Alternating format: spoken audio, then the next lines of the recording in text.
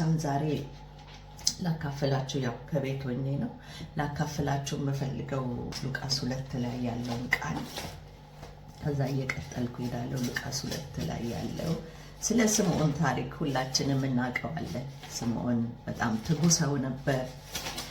እነሆ ይላል አንብበው ቃሉን 2:25 ጀምሮ ላንብበው።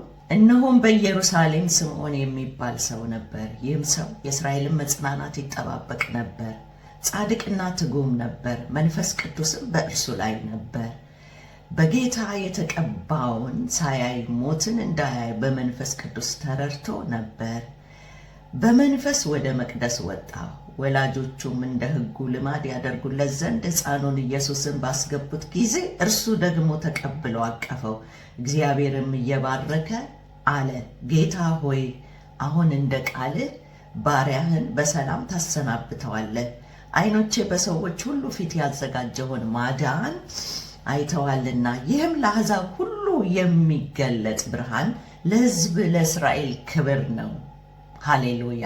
እግዚአብሔር ሆይ ቃልህ እንድትገልጥልን መንፈስ ቅዱስ ሆይ በኢየሱስ ክርስቶስም በዚህ ውስጥ ለኛ ልታስተምረው ያለውን እውነት እንድትገልጥልን ይህን ለሚሰሙ ሁሉ ለእኔ እግዚአብሔር ሆይ በኢየሱስ ክርስቶስም በእውነት በመንፈስ ቅዱስ መረዳት መገለጥ ለትውልድ መጽናናት የሚሆነውን አቅፈን አሁን አሰናብተን የምንልበትን ምዕራፍ ከዚህ ቃል ውስጥ እንድንጨብጥ በኢየሱስ ክርስቶስ ስምና ስልጣን ጸልያለሁ።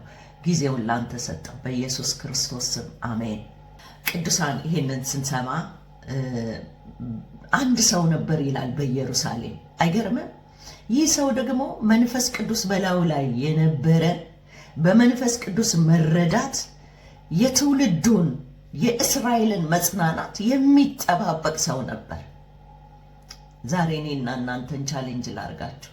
በመንፈስ ቅዱስ ምንድነው የምትረዱት? ምንድነው የምታዩት? ምንድነው የምትጠብቁት? በዚህ ዘመን ላይ እግዚአብሔር አንድ ነገር ሰጥቶናል። ሃሌሉያ። አንድ ቃል ሰጥቶናል። ሂዱ ወደ ዓለም ሁሉ የዚህን የሕይወት ቃል አቅርቡ፣ ተናገሩ፣ ምስክር ሁኑ ብሎናል። መንፈስ ቅዱስም ሲመጣ የሚያከብረው ኢየሱስን ነው እና ልክ ይሄ ሰው ከሕፃናት መካከል ይሄንን የእስራኤል መጽናናት የሆነውን ኢየሱስን ለየው። መንፈስ ቅዱስ በላዩ ላይ የነበረ ሰው፣ ትጉ ሰው፣ የሚጠብቅ ሰው ነበር። 3 ነገር ለክርስትና ሕይወታችን በዛሬው እንትኔ ላቀርብ ወዳለሁ። ትጉ ሰው፣ የሚረዳ ሰው፣ የሚያይ ሰው፣ የሚጠባበቅ ሰው፣ መንፈስ ቅዱስ ጋር ህብረት ያለው ሰው፣ መንፈስ ቅዱስን የሚያስቀድም የሚሰማ ሰው፣ እንደፈለገ የማይሄድ እኔ ብሄድ ይሻላችኋል አይደል ኢየሱስ ያለው። እሱ ሲመጣ ወደ እውነት ይመራችኋል። ወደ እውነት ሊመራን የሚችል መንፈስ ቅዱስ ነው። ቃሉን መቅለጥ የሚችል መንፈስ ቅዱስ ነው። ኢየሱስን በእኛ የሚያከብረው መንፈስ ቅዱስ ነው። ይሄ ሰው በመንፈስ ቅዱስ መረዳት ተረድቶ ትጉ ነው፣ ደግሞ ይጠብቃል። በእውነት ለራሴ የጸለይኩትን ለራሴ የገባኝን ነው ሰሞኑን ማብሰለስለው የምነግራችሁ። ምንድን ነው የምንጠብቀው በዚህ ዘመን? ወይስ የሚታየውን ነገር እያጫጫህን ነው? ጌታ ምን ብሎናል? ጌታ ምን ብሏችኋል? ወይስ ተሰብስበን ተማሙቀን ለኛ ብቻ ነው? በሕዝቅኤል በመጀመሪያው ምዕራፍ ምን ይላል?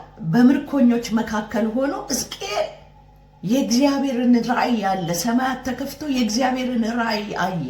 እግዚአብሔር ራእይ ያለው ራእዩ ደግሞ ስለ ልጁ ማውራት፣ ስለሱ ጽድቅ ማውራት፣ ስለሱ ደህንነት ማውራት፣ የምስራች ማውራት ነው።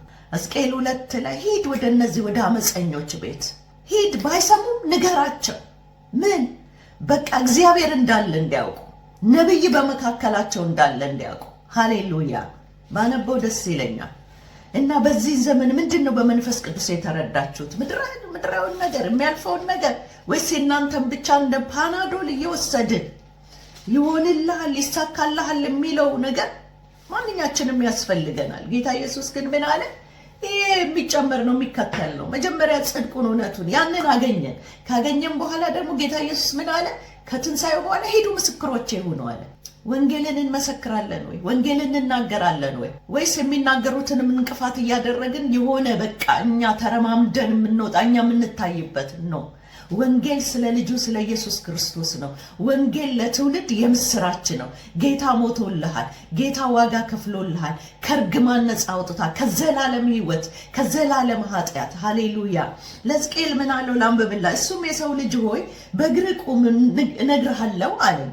በተናገረኝም ጊዜ መንፈስ ገባብኝ ይላል። በእግሬም አቆመኝ፣ የሚናገረኝንም ሰማሁ። ሃሌሉያ ሃሌሉያ። እርሱም እንዲህ አለኝ፣ የሰው ልጅ ሆይ በእኔ ላይ ወደ አመፀኞች ሰዎች ወደ እስራኤል ልጆች እልክሃለሁ። እነርሱ አባቶቻቸውን እስከ ዛሬ ድረስ አመፁብኝ።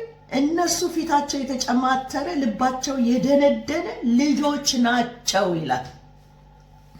ወገኖች ወደዚህ ወደ አመፀኛ እርኩሰት ወደ በዛበት እንድንሄድ እኛ ሸሽተን እንድንቀመጥ አይደለም። በውስጣችን ያለው ከሁሉ ይበልጣል። ወገኖች ሲኦል ሪል ነው። ሲኦል እውነት ነው። አንድ ሰው ከሞተ ጌታን ካላወቀ መመለሻ የለውም። ስለዚህ እውነት እንድንጋደል በመንፈስ ቅዱስ የምንጠብቀው ትውልድ በእጃችን ላይ እንዲሰጠን ለክርስቶስ ደቀ መዝሙር እንድናደርግ እግዚአብሔር ይፈልጋል። ተነሱ ወገኖች፣ ውጡ። ተጠያቂ እንዳትሆኑ መክሊት ተሰጥቷቸዋል። የምትችሉ በመሄድ በመናገር ይሄ መሄድ የማትችሉ በገንዘባችሁ፣ ገንዘብ የሌላችሁ በጸሎታችሁ እንድትጋደሉ ይፈልጋል። መንፈስ ቅዱስ ኢየሱስ እንድታወሩት ይፈልጋል። እንድትናገሩ፣ ወደ አመፀኞች ወደማይሰሙ በርኩሰት ወደ ተያዙ እየሄዳችሁ እናንተ መዝራት ነው ስራችሁ። ማብቀል ማፍራት የእግዚአብሔር ስራ ነው። ከዛ ምን ይለዋል? እልካለሁ። እነርሱም አባቶቻቸው እስከ ዛሬ ድረስ አመፁብኝ። እነርሱ ፊታቸው የተጨማተረ ልባቸው የደነደነ ልጆች ናቸው። እኔ ወደ እነርሱ ልክሃለሁ። አንተም ጌታ እግዚአብሔር እንዲህ ይላል በላቸው። ሃሌሉያ። የምትናገሩትን መንፈስ ቅዱስ በውስጣችሁ ከቃሉ ይሰጣቸዋል። ኢየሱስ ያድናል። ኢየሱስ የዘላለም ሕይወት ነው። እርሱ መንገድ ነው። እሱ እውነት ነው። እሱ ሕይወት ነው። ሃሌሉያ። ይህንን እውነት መናገር ነው። እንደዚህ ይለዋል ሕዝቅኤልን፣ እነርሱ አመፀኛ ቤት ናቸውና ቢሰሙም ወይም ባይሰሙም ነቢይ በመካከላቸው እንዳለ ያውቃሉ። አንተ የሰው ልጅ ሆይ፣ አንተ ይህንን የምትሰማ፣ አንተ ወንጌልን የተቀበልክ፣ አንተ ኢየሱስን የግል አዳኛ አድርገህ ተቀብለህ የሄድክ ያልክ፣ አንተ የዳንክ ሰው ይሄ ስራ ተሰጥቶሃል። ምን? የምስራችሁ እንድትናገር። እነ ዮሐንስ እንዳሉ ያየነውን የሰማነውን ያየነውን ሃሌሉያ የዳሰስነውን እርሱን እናወራላችኋለን። ምን? ሕይወት ተገልጧል ብለህ አንተ እንድታወራ። ሃሌሉያ ሕይወት እንደተገለጠ አንተ የሰው ልጅ ሆይ ኩርንችትና ሾህ ከአንተ ጋር ቢኖሩም አንተ በጊንጦች መካከል ብትቀመጥም አትፍራቸው። ከቃላቸው የተነሳ አትፍራ። ይቅርታ አላርም እንትን ስላለብኝ። ሃሌሉያ አትፍራ፣ ቃላቸውንም አትፍራ። አንተ ቃላቸውን አትፍራ፣ ከፊታቸው የተነሳ አትደንግጥ። ኢየሱስ ጌታ ነው። ዛሬ መንፈስ ቅዱስ የሚላቸው እኔ ከናንተ ጋር ነኝ። ለመናገር አትፍሩ፣ አትደንግጡ። አመፀኞች ናቸው። አዎ አይሰሙም። አዎ አንተ ግን ተናገር። ነብይ እንዳለ ያውቃሉ። እግዚአብሔር እንደላከ ያውቃሉ። እነርሱ አመፀኛ ቤት ናቸውና ቢሰሙም ወይም ባይሰሙም ቃሌን ትነግራቸዋለህ። ሕዝቅኤል 2 አንብቡት። ትንቢተ ሕዝቅኤል በጣም ይገርማል። ቁጥር 7 ላይ ደግሞ ምን ይላል? ከ6 ጀምሮ ላንብበው። አንተ የሰው ልጅ ሆይ ኩርንችትና ሾህ ከአንተ ጋር ቢኖሩ አንተ በጊንጦች መካከል ብትቀመጥ አትፍራቸው። ከቃላቸው አትፍራ። አትፍራ የሚለው በጣም ደጋግሞ ነው የሚለው። አንተ ቃላቸውን አትፍራ፣ ከፊታቸው የተነሳ አትደንግጥ። ምንድን ናቸው? እነሱ አመፀኞች ናቸውና እነርሱ አመፀኞች ቤቶች ናቸውና አንተ ግን ቢሰሙም ባይሰሙም ይለዋል 7 ቁጥር ላይ ቃሌን ትነግራቸዋለህ። ሃሌሉያ። አንተ ግን የሰው ልጅ ሆይ የምነግርህን ስማ። እንደዚያ እንደሚያምፁ እንደ አመፀኛ ቤት አመፀኛ አትሁን። አፍህን ክፈት። ሃሌሉያ። የምሰጥህን ብላ። ምንድነው የሚሰጠው? የእግዚአብሔርን ቃል እየነገረው ነው። ብላ። ባየውም ጊዜ እነሆ እጅ ወደ እኔ ተዘርግታ ነበር፣ እነሆም የመጽሐፍ ጥቅልል ነበረባት፣ በፊቴም ዘረጋው፣ በውስጥም በውጭም ተጽፎበት ነበር፣ ልቅሶና ሐዘን ዋይታም ተጽፎበት ነበር ይላሉ ምዕራፍ 2 ላይ። ከዛ እየቀጠለ ይሄዳል። ምንድነው ዛሬ ልላችሁ ወደዚህ ግራ ቀኙን ወደማያውቅ ወደ ተቅበዘበዘ ህዝብ፣ ወደ አመፀኛ ማንነቱ ወደ ጠፋበት የዚህን የህይወት ቃል የሚናገር የማያሳፍር ሰራተኛ ሆነን የተፈተነው ማንነታችንን በመጨረሻው ለእግዚአብሔር ልናቀርብ እንድንተጋ እግዚአብሔር ይፈልጋል። የመጣው እግዚአብሔር ህይወት ሊሰጥ ነው። ሌባው ሊሰርቅ ሊያጠፋ እንጂ ስለሌላ አይመጣም። ዮሐንስ 10:10 ላይ ይላል ህይወት እንዲሆንላቸው እንዲበዛላችሁ መጣው። የሚበዛ ህይወት ነው። ተማሙቀ የተቀመጥክ የሆነ ድግስ እያደረክ አንተ ብቻ እዛ ውስጥ እያደረክ ሂድ ላክ። ሃሌሉያ። የሚጠፉ በውጭ አሉ፣ የሚሰቃዩ ማን ያሳየናል የሚሉ ብዙ አሉ፣ የወደቁ ብዙ አሉ፣ የጠፉ ብዙ አሉ፣ በሱስ ውስጥ ያሉ ብዙ አሉ፣ ራሳቸውን እያጠፉ ኑሮ ግራ የገባቸው ብዙ አሉ፣ ፍጻሜያቸውን የማያውቁ የተቅበዘበዙ ብዙ አሉ።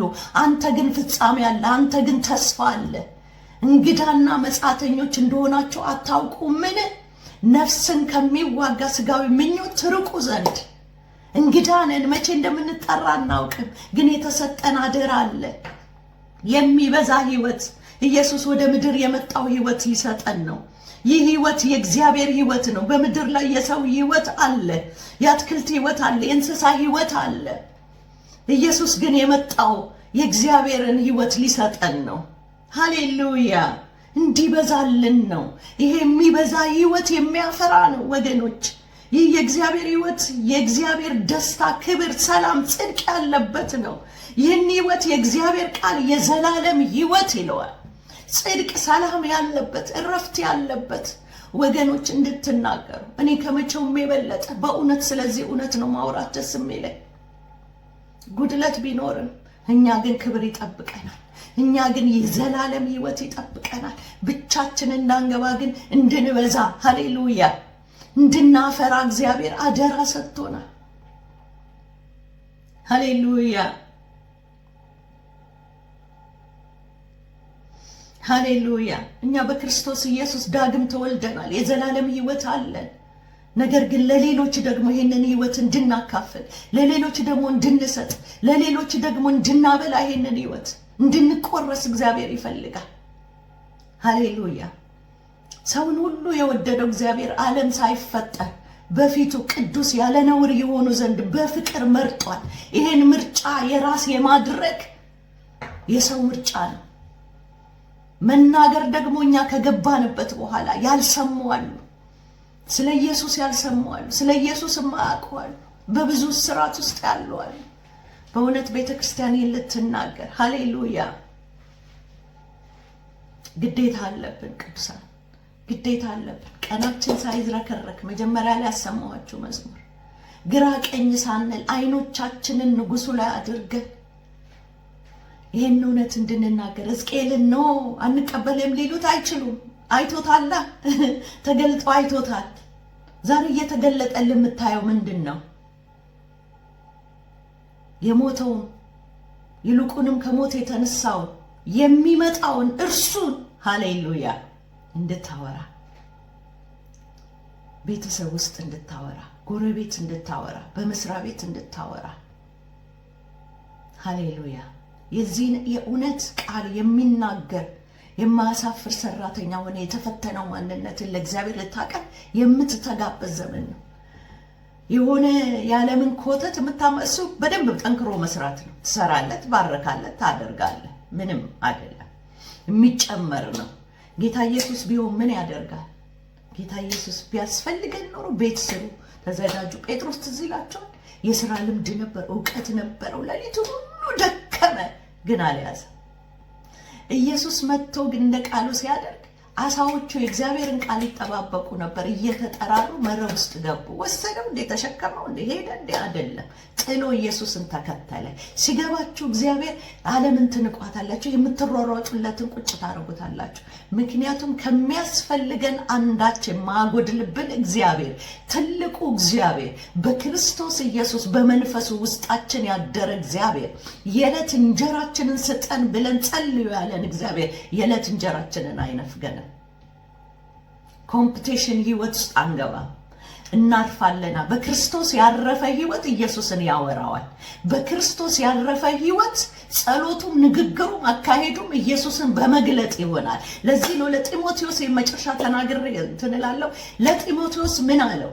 አንተ ግን አለው በዚህ በመገለጡ መክረሃለሁ። ላንብብላችሁ፣ እንደሱ ይሻላል እየተነበበ በእውነት ይሄንን እናገርና በእግዚአብሔር ፊት በሕያውና በሙታን ሊፈርድ ባለው በጌታ በኢየሱስ ክርስቶስ ፊት በመገለጡና በመንግስቱ እመክርሃለሁ። ጳውሎስ ለጢሞቴዎስ የሚመክረው ሃሌሉያ፣ ቃሉን ስበክ፣ በጊዜውም ያለ ጊዜውም ጽና፣ ፈጽመህ እየታገስክና እያስተማርክ ዝለፍ፣ ገስጽ። ምክር ህይወት የማይገኝበት ትምህርት የማይታገሱበት ዘመን ይመጣልና። ይሄ ዘመን እሱን ነው የሚያሳየው። ነገር ግን ጆሮቻቸውን የሚያሳክክ ስለሆነ እንደ ገዛ ምኞቶቻቸው ለራሳቸው አስተማሪዎችን ያከማቻሉ። እውነት ማን ነው? ኢየሱስን። ሃሌሉያ። ከመስማት ጆሮቻቸው ዛሬ ምንድን ነው የሚያሯሩጣችሁ እንዴ? በጣም ሰው 8 ሰዓት ቁጭ ብሎ እግዚአብሔር እንዲህ ያለ እግዚአብሔር እንዲህ ያለ። እኔ አንዳንድ ቦታ ገብቼ ዝም ብዬ መቃወሚያ አይደለም፣ አከብራለሁ በጣም የጸጋን ስጦታ። ምክንያቱም ህይወትና ክብር ባለጠግነት በአካል ውስጥ ተደርጓል። ነገር ግን ኢየሱስን በማውራት ቀናችሁ ይለፍ፣ ኢየሱስን በመስማት ቀናችሁ ይለፍ። ከሚያባክን ነገር ተቆጠቡ። ለጢሞቴዎስ እኮ ያሳደገው ነው። ምን ይለዋል? አስተማሪዎችን ያከማቻሉ፣ እውነትን ከመስማት ጆሮቻቸውን ይመልሳሉ፣ ወደ ተረትን ፈቀቅ ይላሉ። አንተ ግን ይለዋል ነገርን ሁሉ በልክ አድርግ። ኢየሱስ ጌታ ነው። መከራን ተቀበል፣ ወንጌል ሰባኪነትን ስራ አድርግ፣ አገልግሎትን ፈጽም። ወገኖች የተሰጣችሁን መክሊት ነግዱበት። በእውነት እግዚአብሔር ፊት እንቆማለን፣ የማይቀር ነው። ሰው ወንጌልን ሳይሰማ እንዳይሄድ ፍጠኑ። ባላችሁ ነገር 10 መኝታ ቤት ብትሰራ 1 አልጋ ላይ ነው የምትተኛው። እሱም እግዚአብሔር እንቅልፍ ከሰጠ። በእውነት ለእግዚአብሔር ለኢየሱስ ክርስቶስ ልጁን አሳልፎ መስቀል ላይ የሰጠውን እውነት በመናገር ትጉ፣ በማውራት ትጉ። እናንተ መሄድ በማትችሉ ከሆነ የሚሄዱትን ትጉ፣ እንዲሄዱ በገንዘባችሁ ሰፖርት አድርጉ። ታቡ ያልተነቀለ ልብስ ጠቅጥቀሽ የራስሽን ነገር ብቻ የምታከማቸው የምታከማች። በእውነት ዛሬ ንቁ። ሰው እየጠፋ ነው፣ ድንገት እየሞተ ነው። ሲኦል መመለሻ የለውም። ሰው አንዴ በክርስቶስ ሳይሆን ከሞተ አለቀ፣ ተዘጋ። ትጉ። ይሄን ነው የምላችሁ። ይሄን የምስራችሁ ወንጌል የምስራችሁ ነው። ወንጌል ስለ ልጁ ስለ ኢየሱስ ክርስቶስ ነው። ለዚህ ነው አገልግሎትን ፈጽም፣ የወንጌል ሰባኪነትን ስራ አድርግ፣ ነገርን በልክ አድርግ። እንደገና ጳውሎስ ለአክሪጳ ሲጽፍለት ከጌታ የተቀበል ከሆነ አገልግሎት እንድትፈጽም ተጠንቀቅ በሉልኝ አለ። ስለዚህ ዛሬ እኔና እናንተ በዚህ እውነት እንድንተጋ ወዳጆቼ እላችኋለሁ። በእውነት በቃ ውስጤ በጣም በቃ ሁሉ ጊዜ የማስበው እግዚአብሔር ሆይ መትጋትም የምፈልገው ማድረግም የምፈልገው እያደረኩም ያለሁት ይሄንን ነው ቢሆንልኝ እንዳለ በተሰጠን ትናንት አልፏል። ዛሬ ግን ይህን ቃል ብትሰሙ 1 ሰው 2 ሰው ቢሰማ፣ እኔ ብዙም ሰው ባይሆን 2 ሰው 12 ሰው እኮ ነው ዓለምን የገለባበጡት። እነ ፊልጶስ እኮ ነው ሰማርያ ወርደው ወንጌልን ሰብከው 1 ከተማ ነፃ ያወጡት። ያቺ 1 ሴት ደግሞ ጌታ ኢየሱስ ሄዶ ኔሽንን ሰብስባ የመጣችው። ምናልባት 1 ሰው ይሆናል አገልግሎታችሁ፣ ለ1 ሰው ይሆናል ምናልባት ለብዙ ይሆናል። ምናልባት ደግሞ በቤት ውስጥ ሆነን የጠፋን ኢየሱስን ያላወቅን ግንኙነት የሌለን የውድ ክርስቲያኖች፣ የመድረክ ክርስቲያኖች ስንወጣ ሌላ ህይወት ያለን በጌታ ፍቅር እለምናችኋለሁ፣ ዛሬ ተመለሱ። ነገሮች ሁሉ እየተጣበቁ የመጡበት ሰዓት ነው። ግንኙነት ይኑራችሁ ከኢየሱስ ጋር። አውሩት፣ ተጫወቱት፣ ተነጋገሩት። ከዚህ ቃል ወደ ቀኝ ወደ ግራ አትበሉ። የዛን ጊዜ ጎዳናችሁ፣ ሰላማችሁ እንደ ወንዝ ይፈሳል። ወገኖች ይህንን ነው ላስተላልፍ የፈለግኩት። ተባረኩ። ደግሞ ብትችሉ ሼር አድርጉ፣ ሰዎች እንዲሰሙ። ስለ ወንጌል ነው አብዛኛውን ጊዜ የምናገረው፣ ምክንያቱም ጥሪ የሚያስለሆነ። እግዚአብሔር ይባርካችሁ። ተባረኩ። ዘመናችሁ ይባረክ። የእግዚአብሔርን የልብ ሐሳብ በማድረግ ተባረኩ። በቆማችሁበት አንደበቶቻችሁ ይደመጡ። መንፈስና ሕይወት ይለፍ ስትናገሩ የእግዚአብሔርን ቃል ብዙ ምርኮ ይሰጣችሁ። የተነሳውበት ቃል ስምዖን የተረዳው ምንድን ነው? ተረድተህ ያለኸው ምንድን ነው? የምትጠባበቀው ምንድን ነው? ተግተህ የምትፈልገው? እነዚህ 3 ነገሮች እያዙልኝ። ምን ተጋበት? ምን ጠብቀው? የተረዳ ነው ምንድን ነው? ዛሬ ለራሳችን እንጠይቅ። በዚህ በተረዳንበት ደግሞ እውነት እንፍጠን። ተነሱ። ጌታ መልካም ነው። እናንተ ስትወጡ መንፈስ ቅዱስ ከእናንተ ጋር ይሰራል። ተባረኩልኝ። መልካም ቀን